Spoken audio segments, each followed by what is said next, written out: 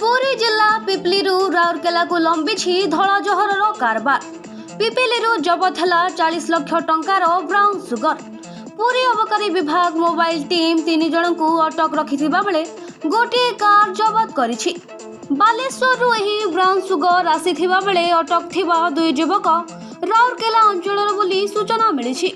गोइंदा सूचना अनुसार पुरी अबकारी विभाग मोबाइल टीम धरिछि 3 अभियुक्तଙ୍କ सह 378 ग्राम ब्राउन सुगर।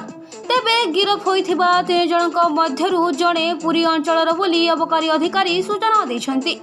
समस्त अभियुक्तଙ୍କୁ कोर्ट चालान करा जायछि।